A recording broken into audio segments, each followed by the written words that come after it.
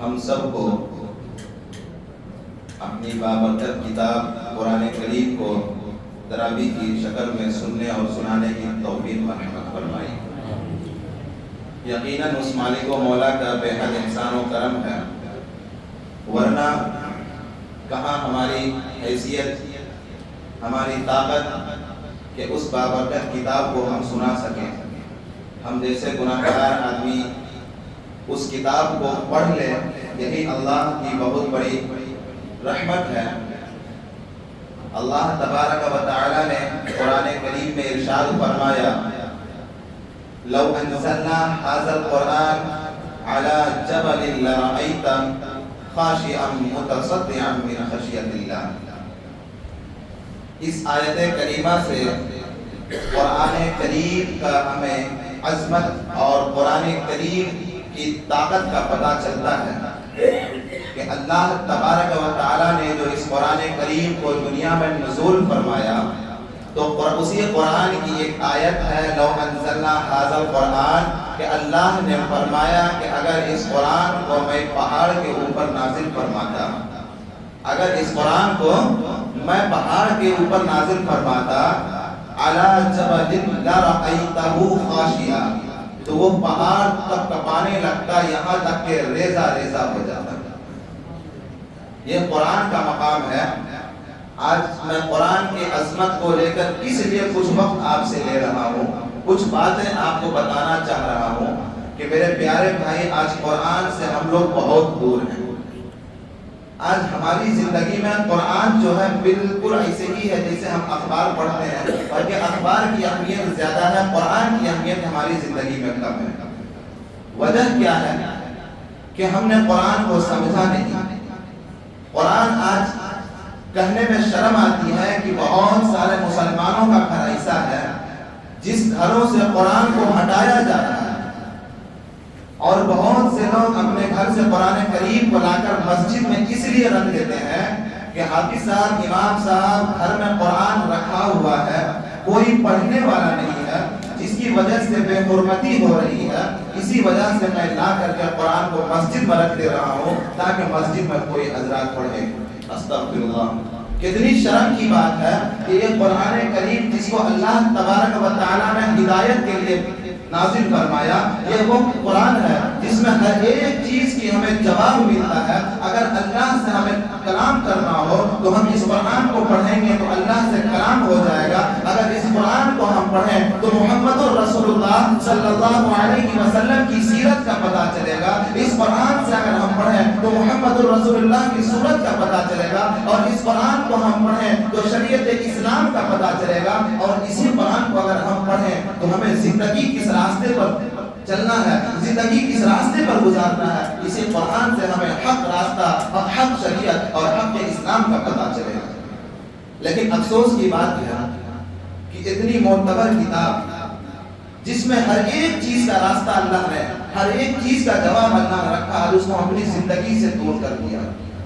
میں بات کر رہا تھا کہ اللہ نے قرآن میں فرمایا کہ اگر میں اس قرآن کو پہاڑ کے اوپر نازل فرماتا تو پہاڑ ریزہ ریزہ ہو جاتا، تب کپانے لگتا۔ اب ذرا سوچئے کہ یہ قرآن کتنا طاقتور ہے، یہ قرآن کا کیا مقام ہے۔ اللہ نے پہاڑوں پر نازل نہیں فرمایا، اللہ نے شجر پر نازل نہیں فرمایا۔ اس قرآن کی برکت کو دیکھیے کہ اس قرآن کو اللہ نے کہاں نازل فرمایا۔ یہی قرآن ہے جس کو اللہ تبارک و تعالی نے آقا دو عالم صلی اللہ علیہ وسلم کے سینے مبارک پر نازل فرمایا۔ حضرت جبرائیل علیہ السلام کے ذریعے جس آیت کریمہ کو حضرت جبرائیل پڑھتے ہیں، اور جس آیت کریمہ کو لا کر اللہ کے نبی کو حضرت جبرائیل سکھاتے ہیں، آج اس کلام پاک سے ہم اتنی دوری کیوں بنائے ہوئے ہیں؟ ہم نے بس یہی سوچا رمضان المبارک آیا، ہمیں قرآن پڑھنا ہے، اور کسی کے انتقال ہو گیا، جب گھر میں کسی کا موت ہوا قرآن پڑھنا ہے۔ میرے بھائی، آج سراسر یہی معاملہ ہے کہ ہم نے قرآن سے دوری بنائی، ہم نے قرآن کو اوجھل کر دیا، قرآن کو پڑھنا چھوڑ دیا۔ اللہ ہمیں ہر ایک مسائل میں مبتلا کر دیا۔ اگر ہم قرآن کو پڑھتے رہتے، قرآن کی دامن کو پکڑے ہوئے ہوتے، تو شاید کہ یہ دور ہمارے اوپر نہیں آتا۔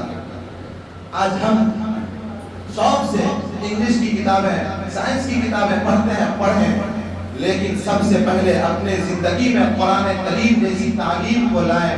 آج بڑا فخر محسوس ہوتا ہے کہ اللہ تبارک و تعالیٰ نے ہمیں کلام پاک کی برکت ہمارے سینے میں محفوظ فرمائی۔ ذرا قرآن کا مقام تو دیکھیے کہ اللہ تبارک و تعالیٰ نے جس زبان میں قرآن کو نازل فرمایا، جس زبان میں قرآن کریم کو نازل فرمایا، وہ زبان سب سے افضل، سب سے معتبر، جس قلب پہ، جس دل پہ اللہ تبارک و تعالیٰ نے قرآن کو نازل فرمایا، وہ قلب سب سے افضل۔ جس نبی کو اللہ تبارک و تعالیٰ نے قرآن جیسی کتابیں دی، وہ نبی تمام نبیوں کے نبی، تمام نبی کے سردار۔ اور ایک اور آیت یاد آ گئی، اللہ نے فرمایا کہ قرآن کریم کی حفاظت میری ذمہ ہے۔ اللہ تبارک و تعالیٰ نے آسمانی 4 کتابیں نازل فرمائی، توراۃ، انجیل، زبور اور قرآن۔ توراۃ، انجیل، زبور کے لیے اللہ تبارک و تعالیٰ نے یہ نہیں فرمایا کہ میں نے اس کتاب کو نازل فرمایا تو اس کی حفاظت کی ذمہ میری ہے، لیکن قرآن کو جب اللہ نے نازل فرمایا تو فرما دیا، یہ قسم ہے قرآن وہ کتاب ہے جس میں اب سے لے کر قیامت تک نہ تو کوئی تبدیلی آئے گی، اور اس کتاب کی حفاظت کا ذمہ کوئی اور نہیں بلکہ وہ کتاب کی حفاظت کا ذمہ میرے اندر ہے، اور میں خود اس کتاب کی حفاظت کروں گا۔ اب ذرا سوچئے کہ جس نبی پر یہ قرآن کریم کو نازل فرمایا گیا، وہ نبی تمام نبیوں کے سردار، یہ قرآن سے، اس کتاب سے جس نے اپنے آپ کو منسلک کیا، اپنے دامن کو جوڑا، وہ سب سے افضل۔ ذرا دیکھیں تو صحیح، غور تو کریں صحیح، ایک معمولی سا کپڑا، ایک ادنا سا کپڑا، ہم نے بہت برانڈیڈ کپڑے پہنے، بہت مہنگے قیمتی کپڑے کو پہنا، لیکن اس کپڑے کی اتنی اہمیت نہیں، اتنی عزت نہیں ہوتی جتنا عزت یہ چھوٹے سے کپڑے میں، جس کپڑے میں قرآن کو لپیٹ کر کے رکھ دیا جائے، جسے جزدان کہتے ہیں، اس کپڑے کو اگر ہم ایک جگہ رکھ دیں اور اپنے سفاری سوٹ برانڈیڈ کپڑے کو ایک جگہ رکھ دیں، حقیقت میں اگر جو مومن بندہ ہوگا جس کے اندر رائے کے دانے کے برابر بھی ایمان ہوگا، وہ بندہ اگر کسی جگہ پر قرآن کے جزدان کو گرا ہوا دیکھے گا تو وہ کانپ جائے گا، وہ برانڈیڈ کپڑے کو چھوڑ کر سب سے پہلے وہ قرآن کے جزدان کو اٹھائے گا۔ کیوں؟ کیونکہ اس کپڑے سے قرآن منسلک ہے، اس کپڑے سے قرآن کی رغبت ہے،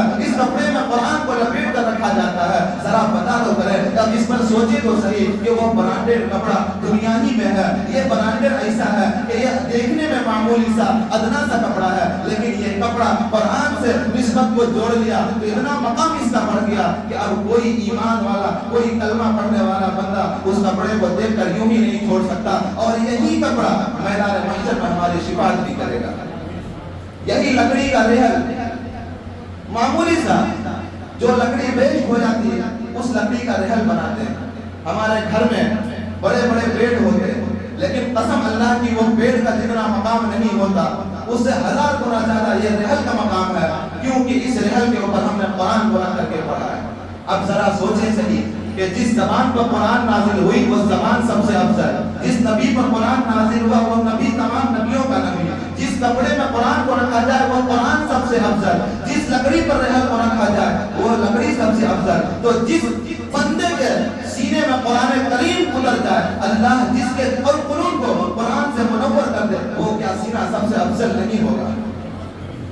اور اللہ نے قرآن میں فرمایا کہ جو بندہ حافظ قرآن بنتا ہے، حافظ قرآن بنتا ہے، ان کے والدین کو اللہ تبارک و تعالی تاج پوشی کریں گے، آخرت میں میدان محشر میں تاج پوشی کریں گے۔ جب والدین کو تاج پوشی ہوگی تو حافظ قرآن کو کیا ملے گا؟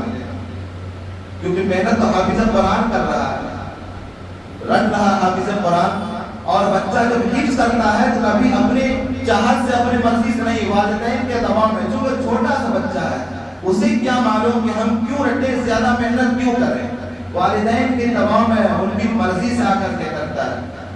اب جب والدین کا مقام یہ ہے کہ انہیں تاج پوشی کی جائے گی، انہیں تاج پہنایا جائے گا، تو حافظ قرآن جو ہے میرے بھائی وہ گھبرائے نہیں، اللہ تبارک و تعالیٰ آپ کو آفر کریں گے کہ اے میرے بندے، تو نے میرے قرآن کو پڑھ کر کے دنیا میں اپنی زندگی کو صحیح سالم گزارا، تو نے میرے قرآن کے مطابق دنیا میں اپنی زندگی کو گزارا، آج میں تجھے آفر دیتا ہوں، موقع دیتا ہوں، جا تو قرآن کریم کو پڑھتا جا، جیسے جیسے تو قرآن کریم کو پڑھتا جائے گا تو ویسے ہی ویسے آخر کا راستہ چڑھتا جائے گا، جہاں تیرا قرآن کریم کی آیت ختم ہوئی وہی تیرا ٹھکانہ ہو جائے گا۔ یہ قرآن کا مقام ہے، قرآن کا مقام ہے. اور حافظ قرآن کو اللہ تبارک و تعالیٰ ایک اور آفت دیں گے کہ اے حافظ قرآن، اے میرے بندے، تو نے قرآن کو رٹا، بڑی دقت ہوئی تھی، قرآن کو یاد رکھا، بہت دشواری اٹھائی. آج تجھے میں موقع دیتا ہوں، تیرے چاہنے والے میں، تیرے رشتہ دار میں فلاں بندے کا جو ہے جہنم میں جانے کا فیصلہ ہو گیا، فلاں بندے کا نام جہنم کی فہرست میں آ گیا. جا، جسے تیری مرضی چاہے اسے انگلی پکڑ کر کے اٹھا اور 10 بندے کو تو جنت میں لے کر کے چلا جا. سبحان اللہ. یہ قرآن، حافظ قرآن کا مقام ہے. لیکن آج بڑے افسوس کی بات ہے، ہمارے نوجوان بھائی یہاں تک کہ بوڑھے ہو گئے لیکن قرآن پڑھنا نہیں سیکھا. رمضان المبارک کا مہینہ گزر گیا، افسوس ہوتا ہے کہ رمضان المبارک کے مہینے میں ہم اور آپ کم سے کم ایک قرآن کریم مکمل نہیں کر پاتے. کیوں پیارے اسلامی بھائی، ایسی بے دینی، ایسی بے رغبتی کیوں آئی؟ ہم نے اپنے بچوں کو قرآن کی تعلیم سے دور کر دیا، اپنے آپ کو قرآن کی تعلیم سے دور کر دیا. جس کتاب کو اللہ نے ہدایت کے واسطے رکھا تھا، اس کتاب سے ہم اپنی زندگی کو جب دور کر لیں گے تو ہماری زندگی صحیح راستے پر کیسے گامزن ہوگی؟ اللہ کے نبی سرکار دو عالم صلی اللہ علیہ وسلم کی احادیث ہے، خیرکم من تعلم القرآن وعلمہ، کہ تم میں سے بہترین شخص وہ ہے جو خود بھی قرآن پڑھے اور دوسروں کو بھی قرآن سکھائے. یہاں تو معاملہ یہ ہے کہ ہم خود قرآن نہیں پڑھے تو ہمیں شوق کہاں سے ہے کہ اپنے بچے کو ہم قرآن پڑھائیں. تو میرے بھائی، کہنے کا مقصد یہ ہے کہ ہم قرآن کو پڑھیں. ابھی بھی اللہ نے ہماری زندگی میں جو وقت دیا ہے، جو مہلت ہے، اس میں ہم قرآن کو سیکھیں، سیکھنے کی کوشش کریں. اگر اسی حالت میں ہم مر گئے اور اللہ ہم سے تو وہاں سوال کرے گا کہ بتا میرے بندے، میری نازل کردہ کتاب جس میں ہدایت بھی تھی، رہنمائی بھی تھی، زندگی کے ہر ایک مرحلے کا اس میں آسانی اور سبق تھا، اس سے تجھ کو پیار نہیں؟ میں نے تیری ہدایت کے لیے جس کتاب کو نازل فرمایا وہ کتاب تجھے پسند نہیں آئی، تم نے کیوں نہیں پڑھا؟ کیا جواب دیں گے؟ کیا جواب دیں گے؟ اللہ یہ نہیں پوچھے گا کہ آپ نے اخبار پڑھا کہ نہیں پڑھا، روز کا آپ روز کا نیوز دیکھیں یا نہیں دیکھیں، انگلش کی ڈکشنری پڑھیں کہ نہیں پڑھیں، لیکن اللہ نے جس کتاب کو ہماری زندگی میں ہدایت بنا کے اتارا اس کے بارے میں سوال ہوگا. کیونکہ ہماری زندگی جو چل رہی ہے وہ بے دینی کے راستے پر چل رہی ہے. اگر دین کے راستے پر صحیح صحیح ایمان والی زندگی لانا ہے، پیارے نبی سرکار دو عالم صلی اللہ علیہ وسلم والی زندگی پر اگر ہم کو چلنا ہے تو قرآن پڑھنا بے حد ضروری ہے. قرآن پڑھنا بے حد ضروری ہے. اور رمضان المبارک میں ہمارے اندر ایک بے چینی سی چھائی رہتی ہے کہ جلد سے جلد، جتنی جلدی ہو تراویح کو ہم مکمل کریں، قرآن ختم کریں. تراویح ختم ہو گئی، ایک بات یاد رکھ لیں کہ قرآن مکمل ہوا، نہ تو قرآن ختم ہوتا ہے اور نہ بیچ رمضان میں تراویح ختم ہوتی ہے. رمضان المبارک کا چاند دیکھ کر کے تراویح شروع ہوتی ہے اور عید کا چاند دیکھ کر کے ہی تراویح ختم ہوتا ہے. اور قرآن کریم تو قیامت تک ختم ہوگی ہی نہیں، بلکہ میں تو یہ کہوں کہ میدان محشر تک قرآن ختم نہیں ہوگا. کیونکہ یہی قرآن تو ہماری سفارش کرے گی، یہی قرآن تو ہمیں اللہ رب العزت سے کہہ کر جنت میں لے کر جائے گا. تو یہ قرآن ختم کیسے ہوگا؟ تو میں یہ بات بتا دوں کہ قرآن صرف مکمل آج ہوا ہے اور تراویح انشاءاللہ عید کے چاند تک ہوگی. تو جس طرح سے ابھی مسجد بھری ہوئی ہے، الحمدللہ مسجد کی رونق لوٹ آئی ہے، اسی طرح سے ہم ارادہ کریں کہ انشاءاللہ پورے رمضان کے مہینے میں ہم تراویح ادا کرتے رہیں گے. اب اس میں ایک مسئلہ یہ آتا ہے کہ بہت سارے حضرات بزنس والے ہیں، کاروبار والے ہیں، تو ان کے لیے یہ ہے کہ آپ تراویح کا سننا الگ سنت، قرآن کا سننا الگ سنت. ایک سنت آپ نے ادا کر لیا کہ قرآن کریم مکمل سن لیے، اب تراویح کا پڑھنا جو سنت مؤکدہ ہے نہیں پڑھیں گے تو گناہ گار ہوں گے. اب اس کو پڑھنے کا ہے کہ اگر آپ کے پاس وقت ہو آپ آرام سے اگر جماعت سے پڑھ لیں، مسجد میں پڑھ لیں، افضل اولا ہے. اگر آپ کے پاس وقت نہ ہو، آپ عشاء کی نماز جہاں پڑھیں، گھر میں ہو، دکان میں ہو یا اور کہیں بھی ہو، عشاء کی نماز کے ساتھ ساتھ آپ تراویح کا بھی اہتمام کریں. جو سورہ آپ کو یاد ہو، 4 ہی سورہ یاد ہے، 5 سورہ یاد ہے، اسی 4-5 سورہ کو آپ ریوائز کر کے 20 رکعت تراویح پڑھ لیں جب تک چاند نظر نہ آ جائے. سارے حضرات پڑھیں گے انشاءاللہ. تراویح پورے مہینے قرآن مکمل کیے, تراویح تو ختم نہیں ہوئی ہے نا. اللہ تبارک و تعالیٰ پورے مہینے تراویح پڑھنے کی توفیق مرحمت فرمائے. اللہ تبارک و تعالیٰ رمضان المبارک کے روزے رکھنے کی توفیق مرحمت فرمائے. وآخر دعوانا الحمدللہ رب العالمین. درود شریف پڑھ لیں. اللهم صل علی محمد